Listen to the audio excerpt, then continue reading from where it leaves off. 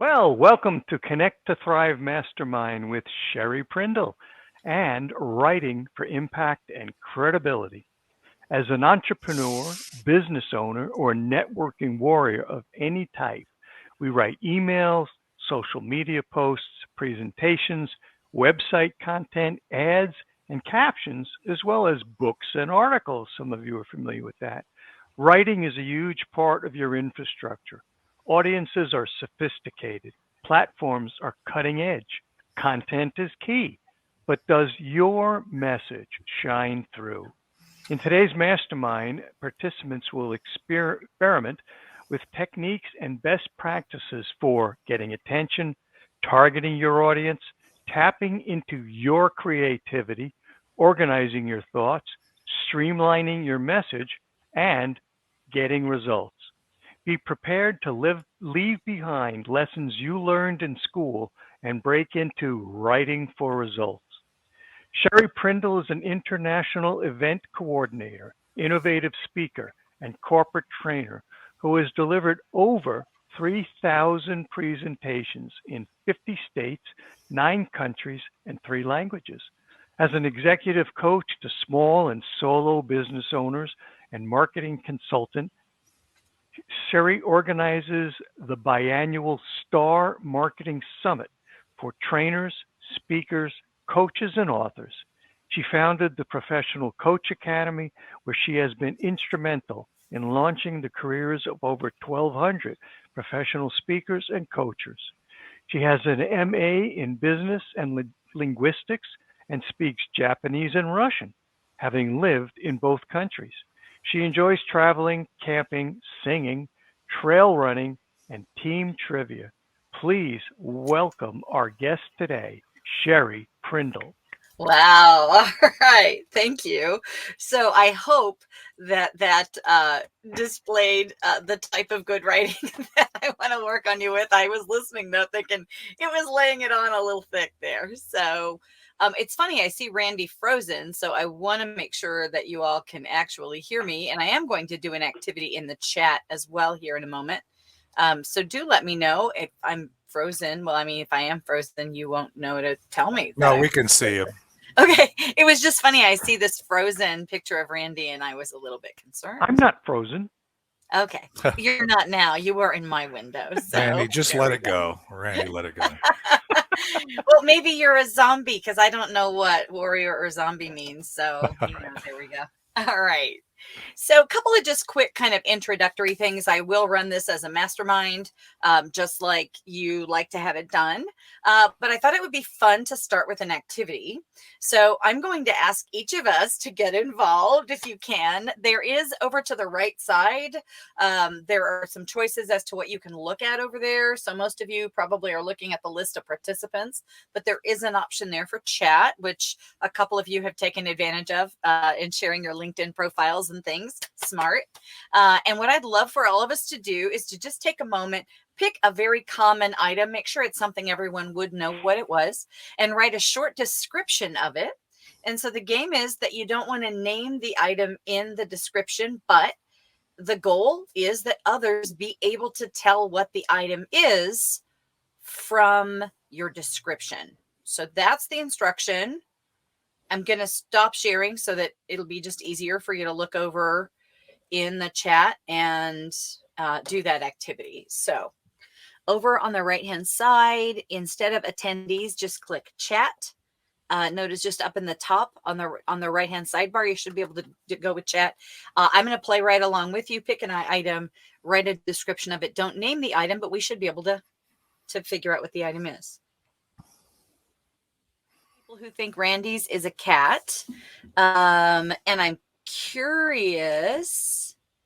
So it's interesting because if we look at Randy's, which is the one that's getting the most votes for people actually being able to tell what it is, a furry item that is often a family pet. They can be loving, mean, nasty, and quiet. So far, it could be pretty much any pet. It could be a dog, a cat.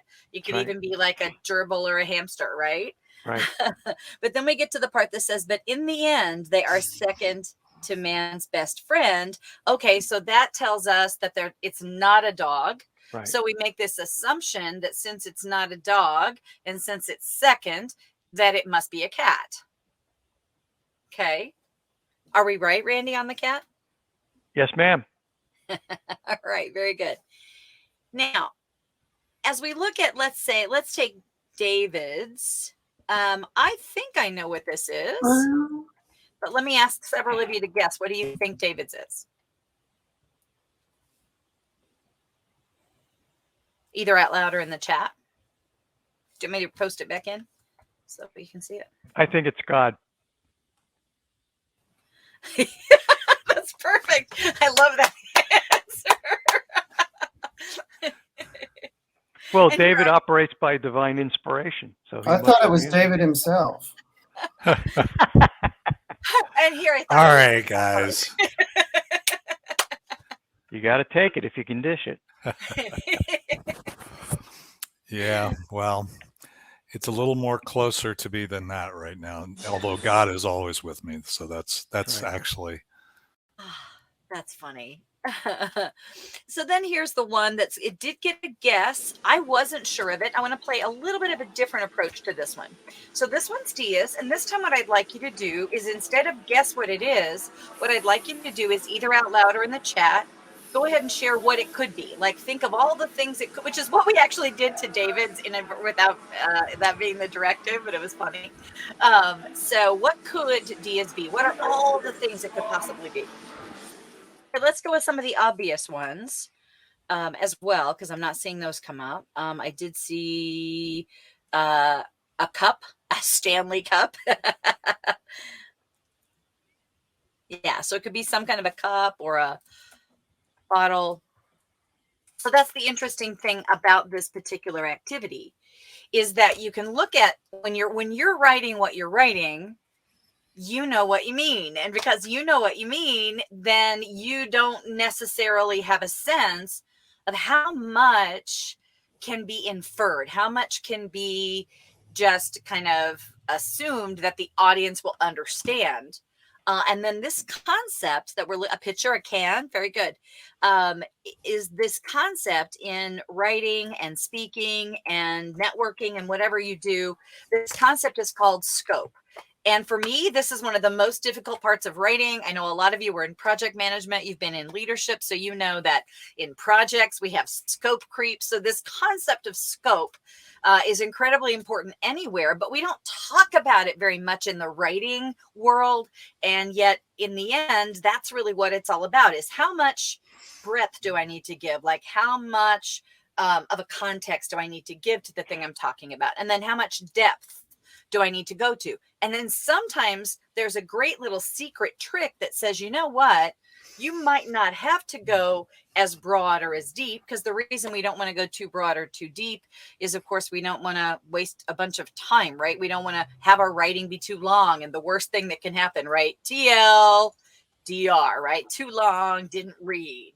So we don't want to waste a lot of words getting a little breadth and a little depth of scope in there. But if we don't get the right scope, then we miss the mark entirely. So let me just ask you, as you look at the ones that were clear, so we said with Randy's, the thing that made it clear was this part that said second to man's best friend, right? So all that other stuff, we needed it to be there because we needed to know it was a pet. We needed to know it was a furry pet, right?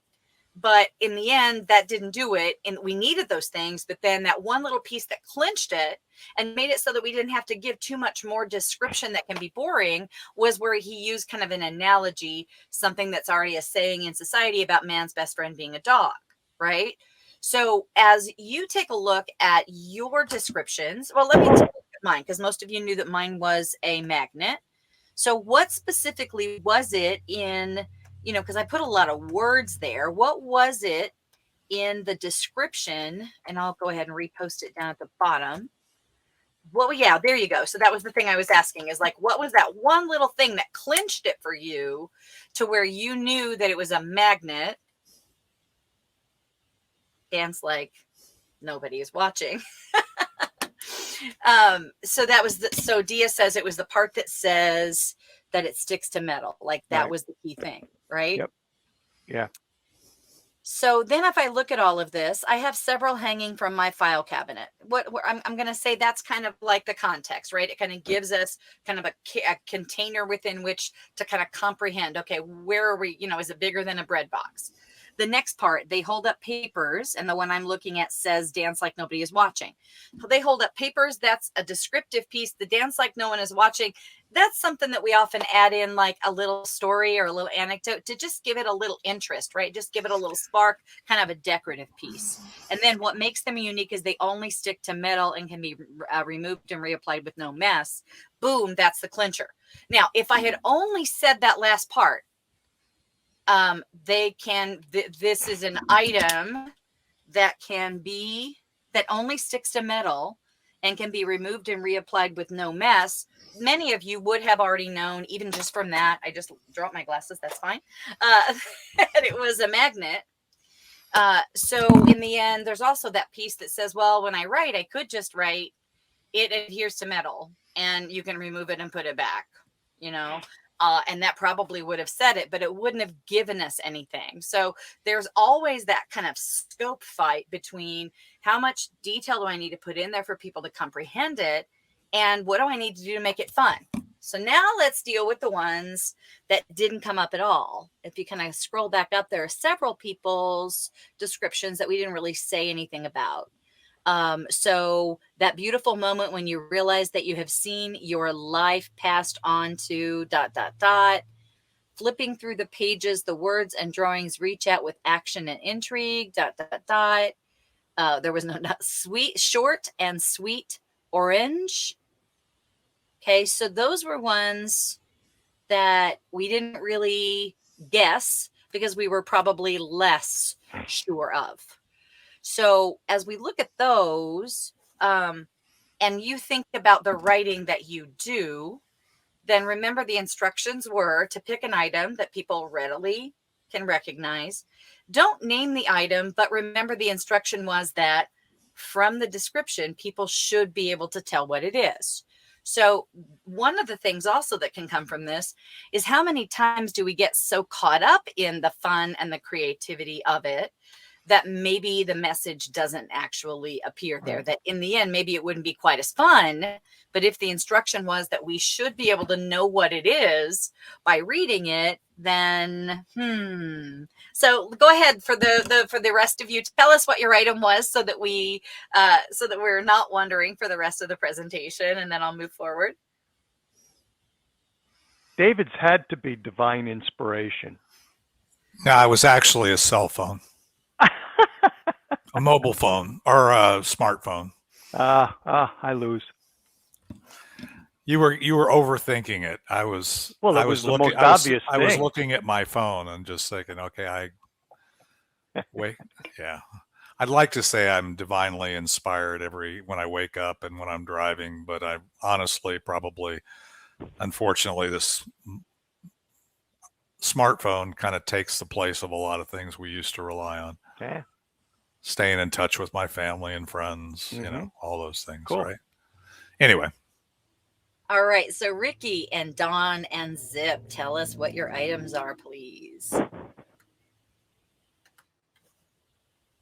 Ricky, it really was your firstborn child? Okay. Nice. Mine was a comic book. Fun. And I then never would have guessed that. Yeah. What about the little orange thing? Short, sweet, and orange.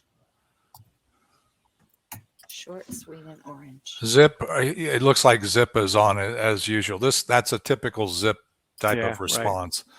It's like. Oh. Okay. Well, does anybody have any guesses on that one? And he's gone already. Oh, okay. So now we'll always wonder. Weeks from now, you'll remember and you'll want to ask him, what was that? Yeah, we know better. So thank you so much for playing. I'm going to go back and do a continued share here for a second.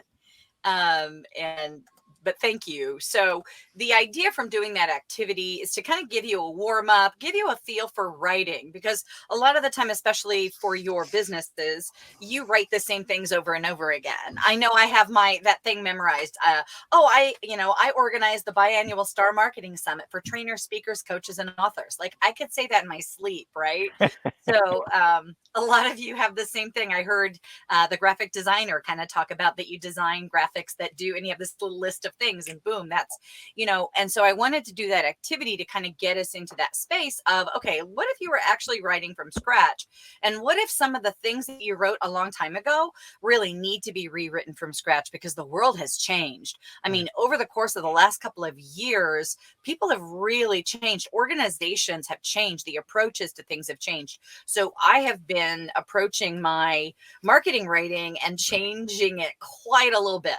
In fact, the American Library Association found that 10 to 15% of people who are looking at the things that we put out there in the world are non-readers. It's not that they can't read, but they just don't read stuff. They see stuff, TLDR, too long, didn't read, and that number is increasing. Only about 10 to 15% of people out there now actually avidly read word for word. And a lot of the time, are you still writing things under the assumption that people are reading them? Because 70 to 80% of the population is skimmers. And so making things skimmer friendly is more important, but it's a little harder. Like back when we did print media, it was so much easier to make things skimmer friendly. But in the electronic medium, it's a lot harder. We don't have as many fancy bells and whistles that we're able to use. A lot more white space, a lot more the words themselves have to capture. What was someone going to say? Go ahead.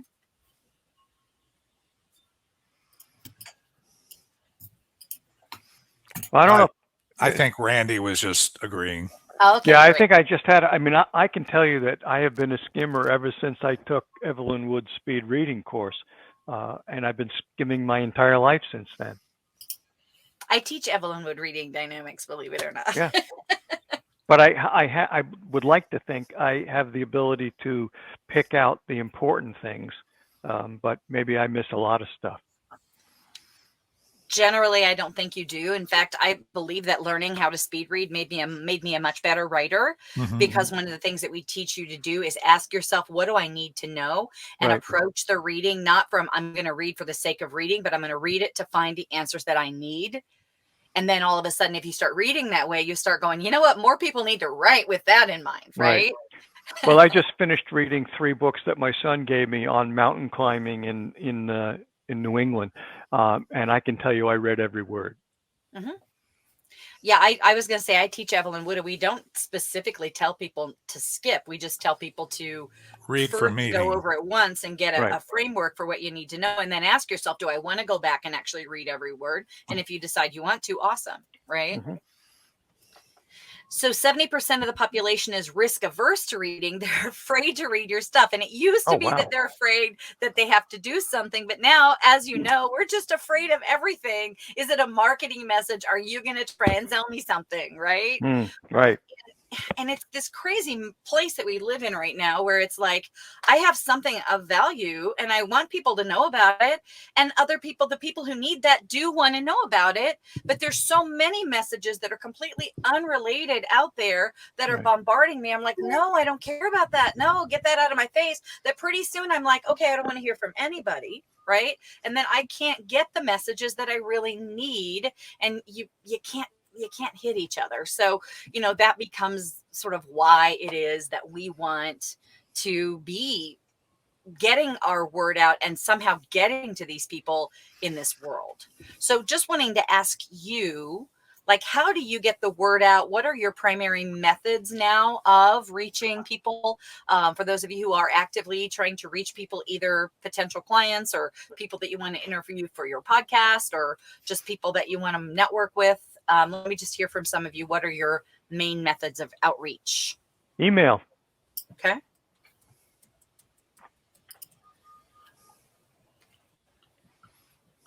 Come on, I can't be This is alone. really me just finding out from you. What else?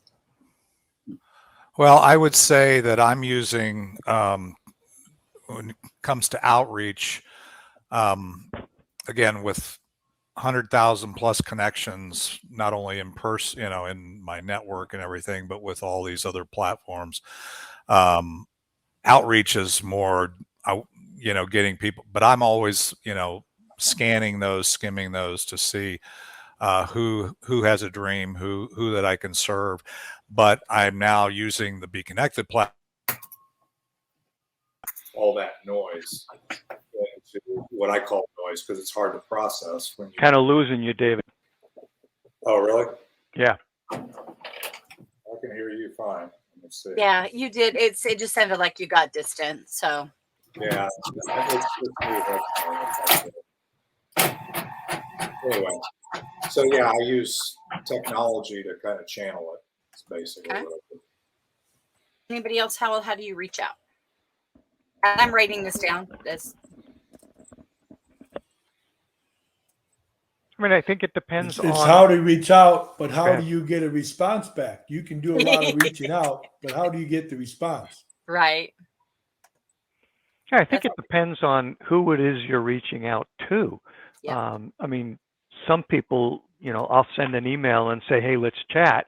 I'll call you at 6, and then we have a 4-hour phone conversation. And other people, the context of what I want to talk about with them is just a 2-way email. Mm-hmm.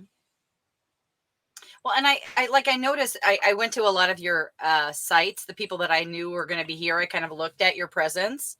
And one of the things I found was very interesting is that David has one paragraph that's an about me. And then under that is book me, products and services. And it's really just about connect with me, connect with me, connect with me.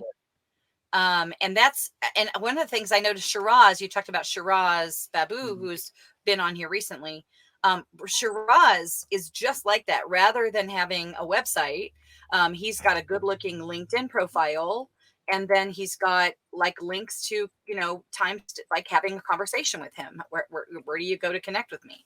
And the interesting thing about that is it kind of depends on what you offer. Like if you were there for Shiraz's thing, Shiraz has this crazy way of he just asks you a couple of questions and then he asks you, are you ready to like clear away that story? Right. And then all of a sudden you're like, whoa, like everything changed. So if you hear Shiraz's story, then all you really have to do is get on a call with Shiraz and boom, you understand what he offers and whether he's a good fit for you. So Shiraz's goal is not to, put himself out there for the purpose of people coming to a website and reading about him. He wants you to schedule a call with him because he knows if you get on a call with me, you'll be able to instantly know whether we're a good fit. Right. So that's the piece of it as well as you think Good about, point. what is like for me, I don't think they need to get on a call with me. I do think that if they go to a couple of my websites and they join some of my Facebook groups and they see how active my Facebook groups are and they see some of the things that I have going on, that a lot of people go to my sites and they click and they sign up for my programs. So I'm like, I don't mind getting on a one-on-one call, but I don't need everybody to come talk to me one-on-one to sell. Okay. So think about yourself there as well. Right. And why nowadays it used to be first it was you shouldn't have a website, then it was you need a website, then it was we're back to this whole you don't need a website, you just need a good web presence. And for some people your LinkedIn profile and some of your profiles on some of the other platforms is good, and then boom, it depends on what you want to do. So anything else on just like how you reach out, and then this is part of a mastermind, because if some of you are finding something is working well for you that you want to talk about or ask about, then feel free. I just mostly wanted to know as I proceeded with with this mastermind.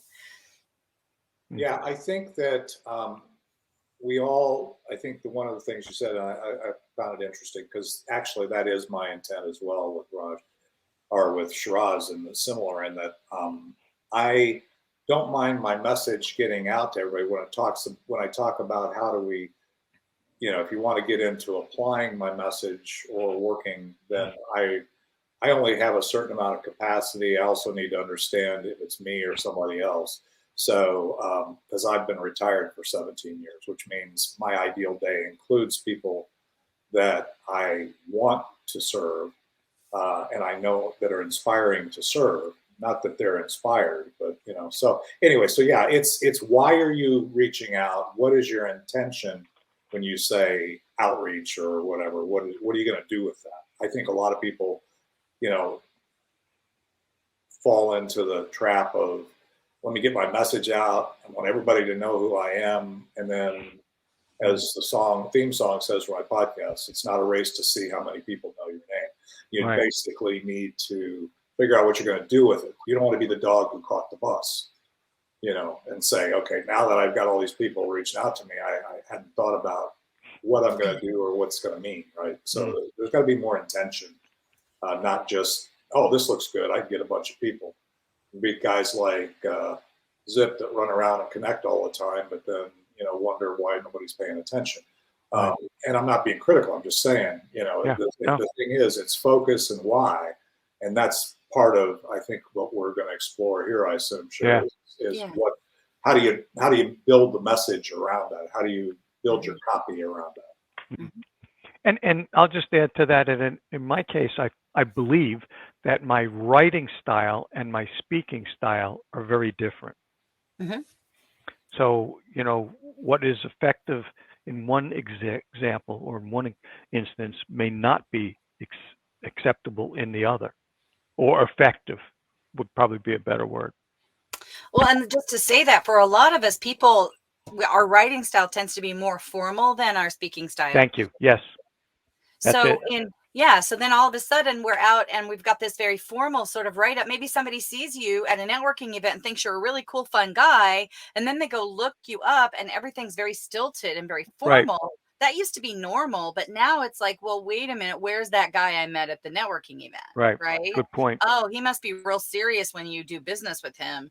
What I liked about him was his casualness. Maybe he's not a good fit for me. Could that be happening? Right. Right. Yep. Very good. And then sometimes if you look at a platform like LinkedIn, then maybe your profile still is somewhat formal, but then you have your posts and your stories, your articles that you post, and they reflect your personality. Like some of them, the about information can still have that formal flair to it, because a lot of old school people appreciate that. A lot of, if you're trying to do corporate gigs where contracts, then maybe you still need that serious piece, but then allow those voices. They used to talk about how you needed to match voice. I don't necessarily disagree. I think that there are different places in the different platforms where certain voices make sense. Agreed. So as you think about where to get the word out, I think the days are gone when we used to say be on all platforms, be all things to all people. That used to absolutely kind of be the case that somebody, like nowadays, it is true though, people don't necessarily Google you anymore. They look you up instead where they are. So if I'm on LinkedIn, I look you up in LinkedIn. If I'm on YouTube, I look you up on YouTube. And if I look you up and I don't find you there, then to me, it's like, okay, I give up. I tried to find them. They weren't here. So it is important to still be on the platforms where your audience is. So as I kind of move forward into exactly what it was that you described, it's funny. I have trained speakers forever on this exact concept. Is that a point not attached to a need is noise. So there's all that marketing noise out there, all the people that are talking about all the things that are out there. And so let's take CBD as an example. Like there's so many CBD messages out there. And I think most people have a sense that, oh, there's something beneficial about that. There are a lot of people that like that stuff, right? And it's interesting that because it's a part of the noise that's out there, then if I'm looking for a CBD provider in my area, then all of a sudden like the thing about if you have a message that's not attached to a specific need, then it works for those few people that came into the conversation with that need. So I literally am out there and passively I'm kind of looking for a CBD distributor in my area. You happen to hit me. I'm like, okay, perfect. I was looking for that, but I literally have to have been known that I was looking for that. Right. So a lot of what you offer, it's not something that I know I'm looking for. Maybe I am looking for it and I don't know I'm looking for it, or maybe I'm not looking for it, but you could educate me on why I need to be looking for it. Right. So it all starts with a need. So I think there's this funny thing. What do we know more about, ourselves or them? Ourselves. I know who I am. I know what I offer. I know what it's like. So it's very tempting to write about that, like the about page, the, the business card, the brochure, for speakers, it's the one sheet, right? It's all about me. It's all about me. And that's easy because I know about me. But all of that is just noise if it's not attached to a need. So I really, really need to know my audience and what my audience needs. So anybody have an example, a story, anything to illustrate that for yourself where you kind of made that mistake and kind of turned it around? Because I heard some ahas and agreement sounds from you.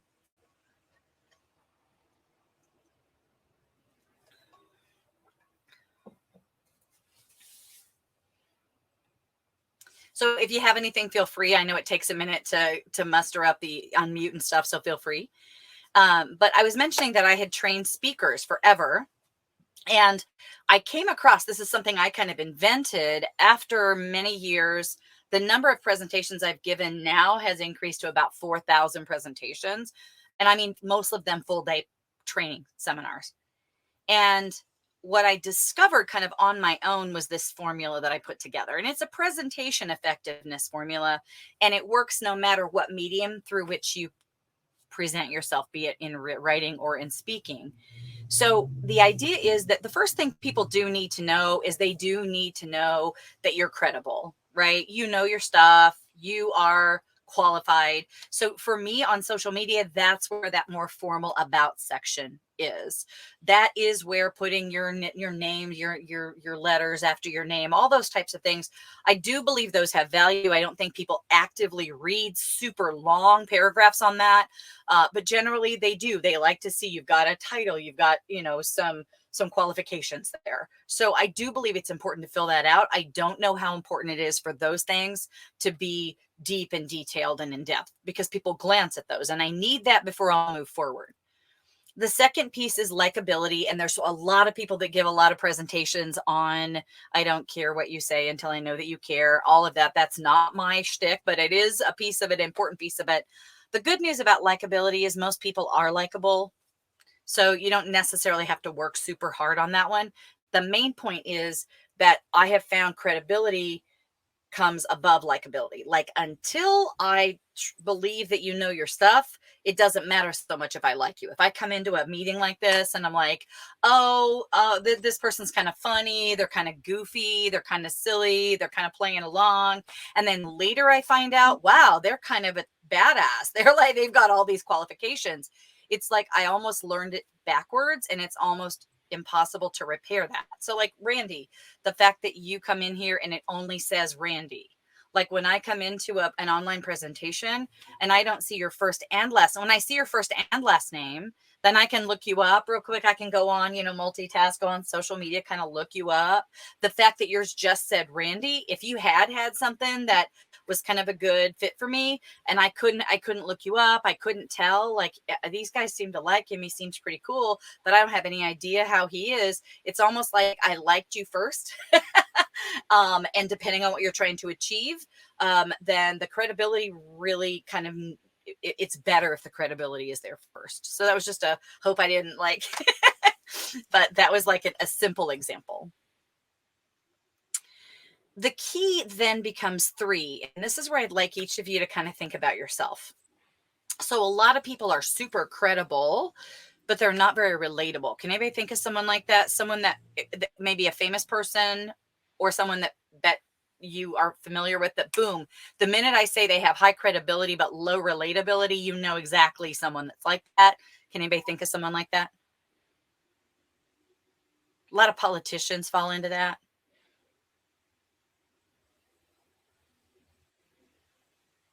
Is there a president that was kind of like that?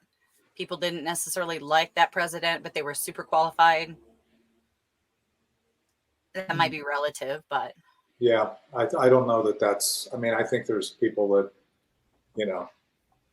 could relate, but that in a lot of cases with politicians, it's, I think likability is, to me, I think authenticity is more important, which translates into likability for me. If I know you're real, you're done if I think you're, effective, and regardless of what you do. If I don't think you're real.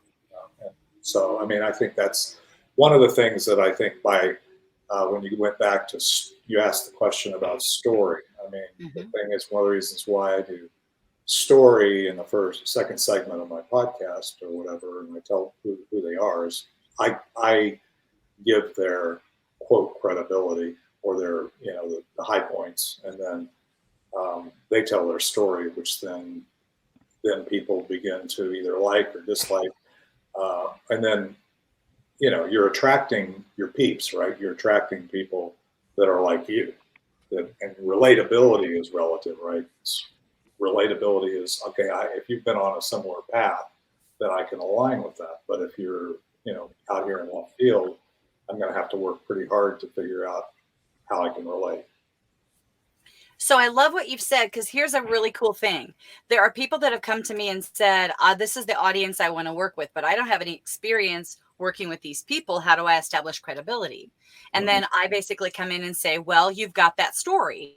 And that story, believe it or not, the story clearly gives you relatability, but it also gives you credibility. It's the weirdest thing. But one of the biggest things that gives people credibility is if you messed up. Like, you can go in and say, I want to work with CEOs. And the reason I want to work with CEOs is because I worked in corporate America my whole life. And I felt like those people up on high were so out of touch with what the needs of their workers were, that they were making bad decisions. So now I want to work with CEOs to help them make better decisions. Perfect. Boom. So you didn't really have the credentials to work with CEOs, but your story gave you both the relatability and the credibility that it's like, oh, okay, now I see why you would be a good person to work with me. So that's the cool part, is those credentials, again, people glance at them, but it is that story that can give you the relatability, but also the credibility. Go ahead. No, I agree. I'm agree. Bernie, did you have something?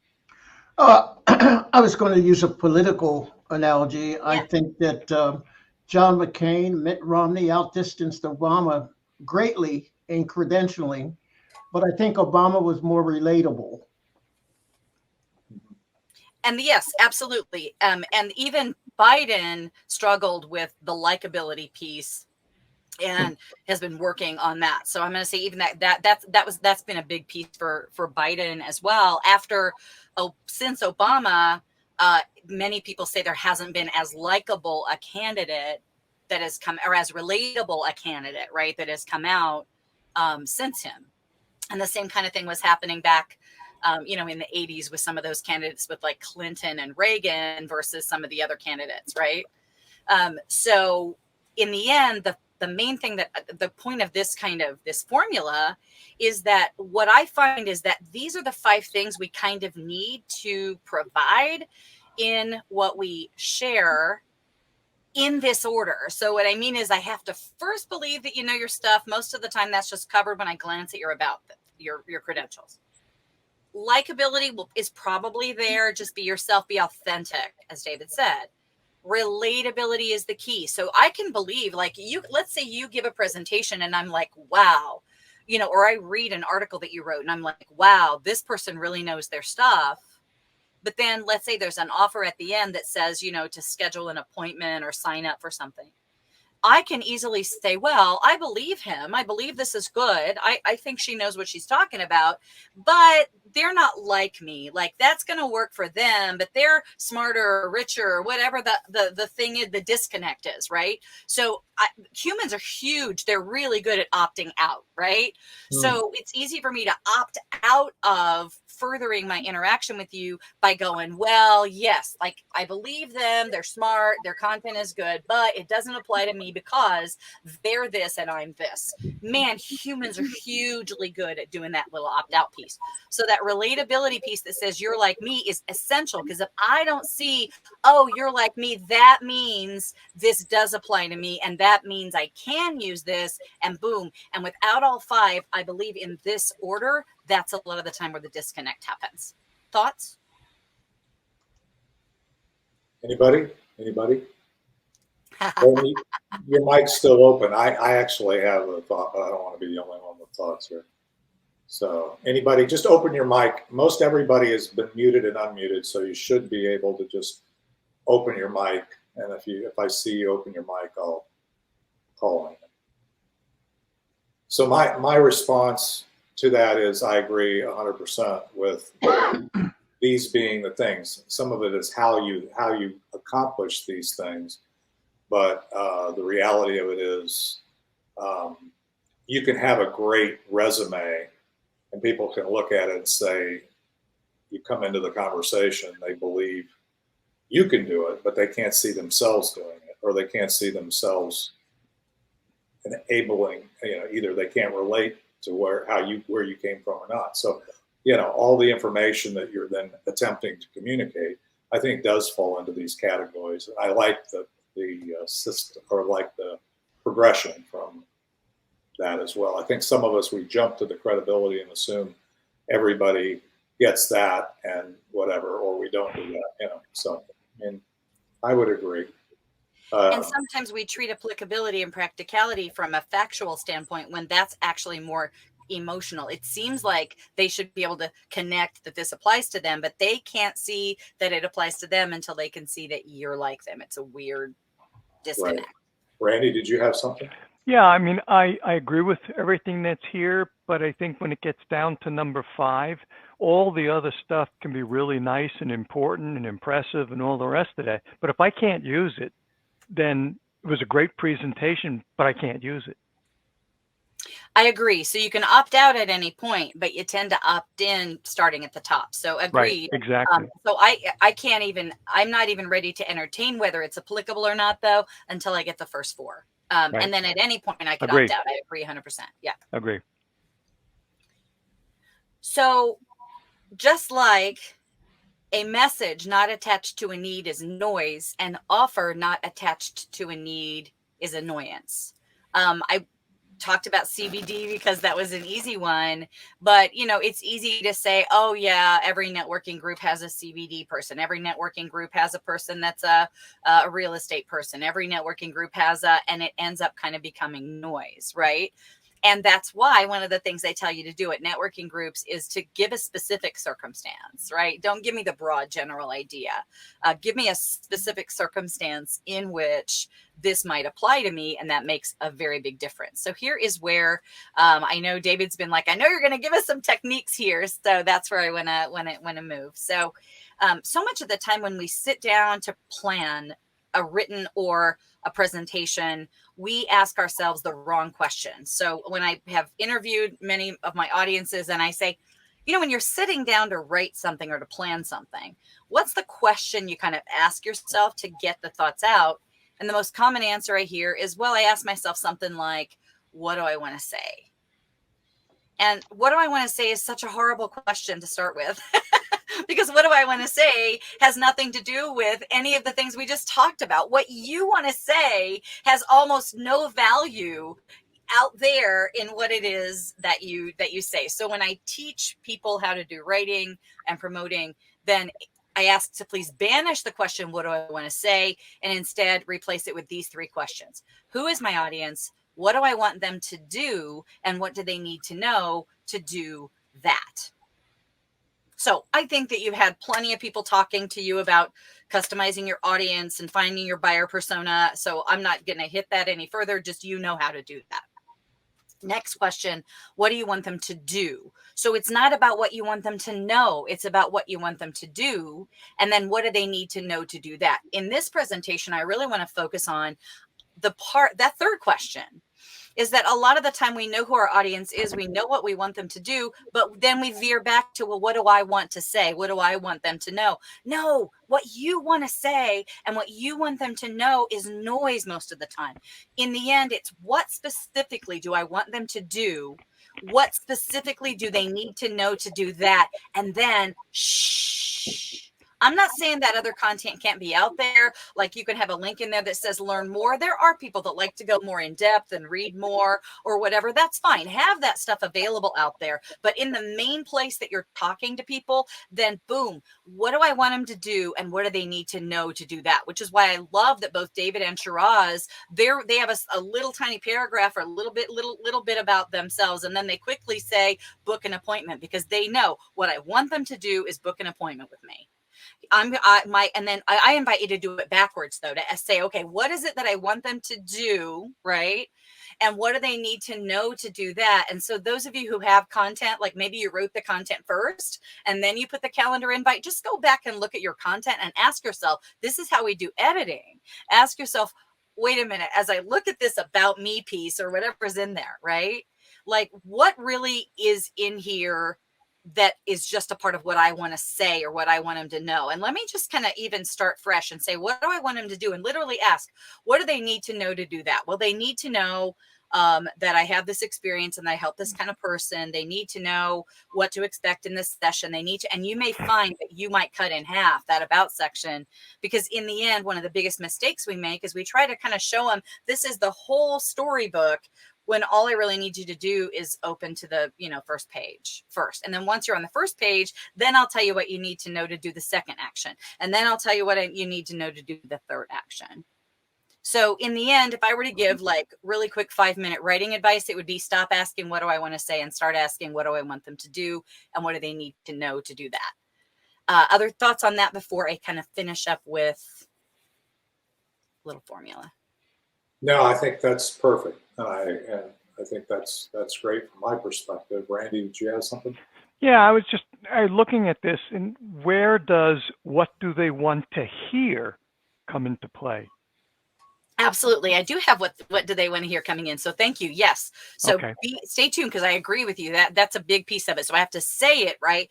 So actually, thank you. That was a perfect segue, because this is me kind of planning content. Now, as I'm busy wordsmithing, now I have to ask myself, how do I need to say it, right, in such a way that they can hear it? So beautiful, beautiful.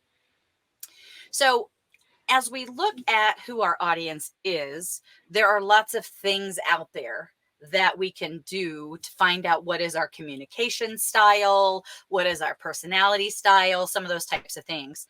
Very quickly, what are some of the ones that you've done? What was your style in some of the ones that you did? Anybody? Did you do it on Myers-Briggs or a DISC or something else? ENTJ. ENFP. Yeah. Yeah, I think it's not everyone, but I'm, the one we used to put all of our team through back in the day was, basically the 4 quadrants. They all tend to be 4 quadrants at some point. Except with the exception of Myers-Briggs, they all tend to be 4 quadrants. Yes, I agree. So as we're putting our audiences, it's important that you do that thing with your buyer persona and you figure out who your audience is. And I know you've already done that. But I would like for us to look at style. A lot of the time, the style in which we deliver the communication isn't tailored to the audience. In fact, if you were to think about the fact that you probably write to yourself most of the time, like when you write something or you prepare something and you look at it, you go, wow, this is good. If you like it, you may be losing 3/4 of your audience. Like if you use one of the 4 quadrant concepts and you're writing things and preparing things and doing them for yourself, you don't mean to be, but it's just what we do. I have to like it. No, actually, you might not like, you might need to write things in a style that you don't like. Because in the end, it's not about what you like, it's about what they like. And in the survival mechanism, there's this idea that same is safe and different is dangerous. So communicating with them exactly like you just said, Randy, in the things that they want to hear and the language that they would usually use. So when I teach writing courses, I just brought in a super quick example. When I teach writing courses, I actually take people real quick through, like if you were to kind of assess yourself on one of these 4 quadrant things, they usually ask you, are you more people oriented or more task oriented? And then they ask you, are you more goal oriented, bottom line, big picture, or more process oriented, detailed, step by step? And then I have them just kind of assess, are you more of, where are you on each of those? And then I have them kind of figure out what's your combination that puts you into which quadrant. So then the model I use is this get involved, get it done, get it right, get along style. And so again, there's 4. I'm showing you what I do is I have them kind of get a quick sense of what style they kind of end up in, and then get a sense of who their target audience is. And sometimes if you're writing to a very narrow audience, you might be writing to a bunch of CEOs. They're going to be more get it done than maybe any of the other styles. If you're writing to a bunch of engineers, there may be more get it right? So there may actually be a group where you want to focus more on one of the styles. But most of the time what I hear, especially in what you do, is, well, I'm writing to a blind audience or a mass audience, so I need to have a technique for reaching everyone. Remember, right now, what we're probably doing is communicating to ourselves. So instead, the formula that I like to use to really tell them what they want to hear, and it also helps you overcome writer's block, is start with the meat. Who, what, where, when, why, how, what do they need? What do I want them to do? What do they need to know to do that? Start with that. Now, I'm not going to say that that's what's at the top of the page. I'm saying when you're writing it, start with that, because that's the easiest thing. That's the part you know. That's the part you can't afford to leave out.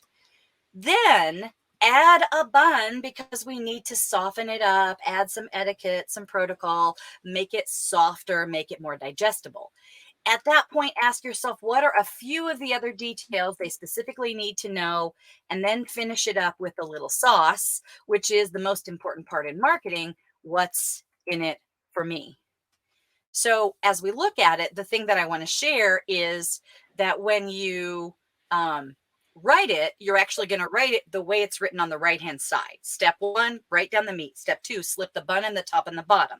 Step 3, put any details, and this is important, between the meat and the bottom bun, because even if you're detail oriented, you have a tendency to want to put the details first and lead up to the point, but most people want to know the point first and then the details. Finally, go back and wordsmith it and sauce it up.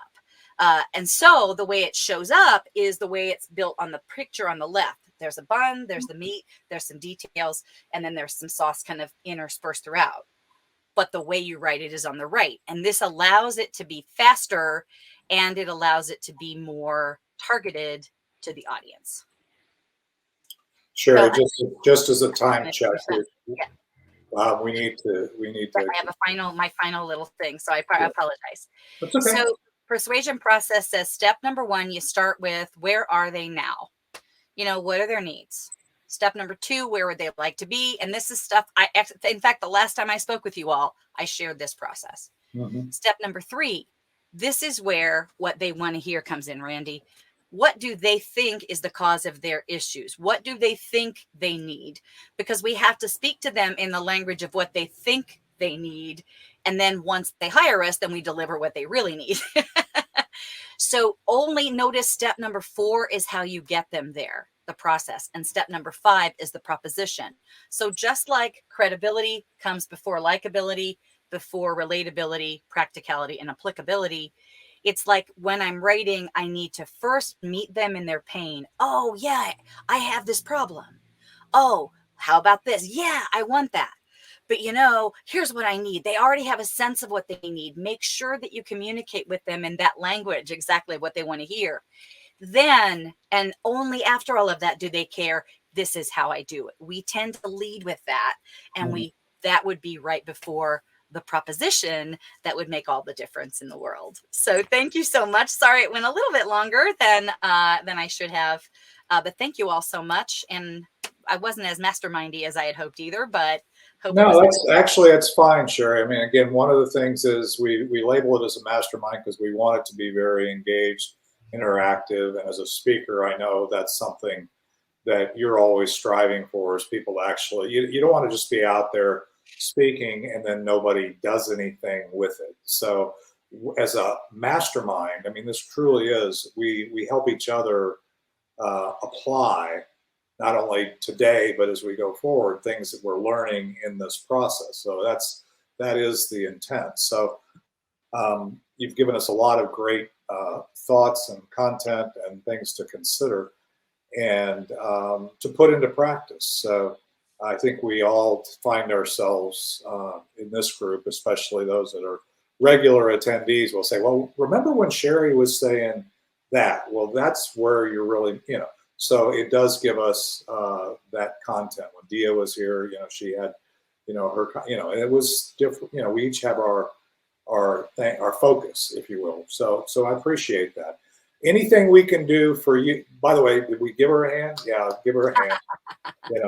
Yeah, awesome job. And we're always very grateful for those who choose to invest their most valuable asset, which is their time, in serving our community. So thank you for doing that. Any other questions or comments for Sherry? And then we'll just do a quick announcement as we go to get closer to the end. My answer to what you can do for me, by the way, is my Star Marketing Summit is that event that's twice a year. Dia went to the last one that I had, so check that out. It's a nice event.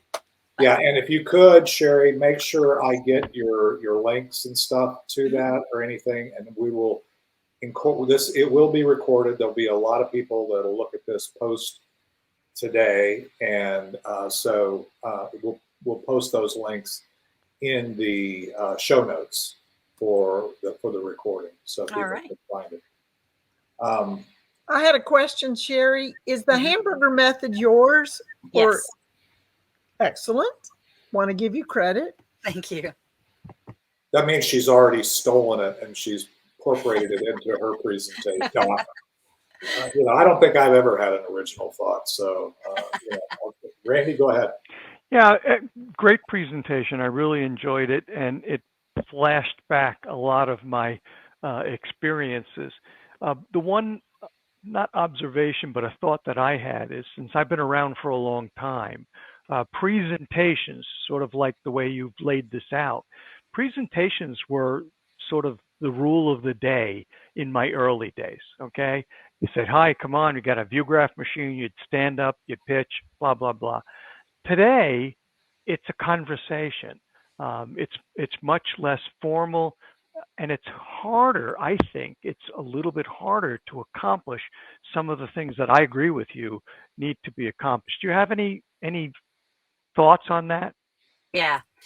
So for one, I'm revamping all my presentations. So no longer are we doing slides with words on them. It's about a picture and some things flying in. Secondly, what I increasingly do, and I'll just show this super quickly, is that I do a mind map. So a lot of the time use, I actually a mind map on this, and we talk the whole time. And as they're talking and sharing, and I'm just actually taking notes of what they're saying. And as we move forward, that's the only visual. And then what's really cool is that when I'm done at the end, then they actually get to, I can share the map, and it becomes something we created together that has worked beautifully, whatever your version of that was. I love that. I love that.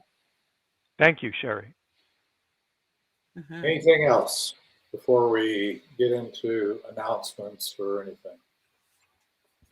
All right. This was very valuable. Yeah, I think it is timely, and even just for a conversation,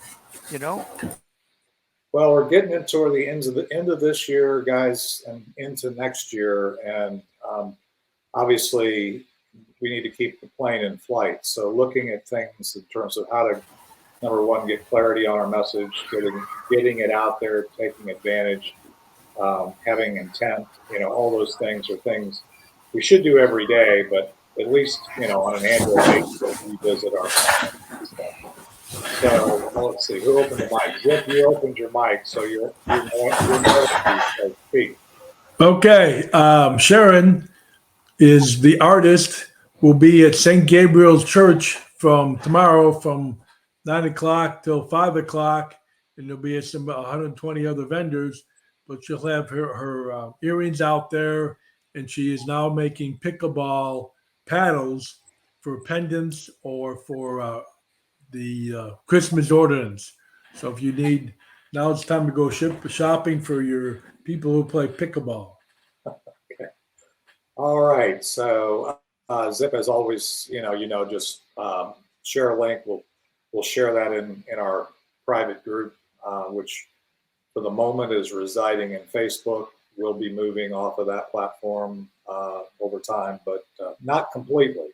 We're using those platforms to get our message out to all the rest of the world, but we're migrating our network management and value to this Be Connected platform.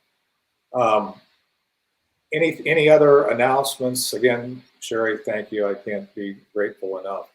I appreciate you stepping in and serving our community. Sherry knows this. I think Randy, I might have mentioned, we had somebody else lined up, and it was miscommunication, and it all kind of came down, and Sherry stepped in. I said, "Oh, I know her. Yeah, let's do that." So we talked, and this, I think, a very timely conversation. So, form of announcement next week.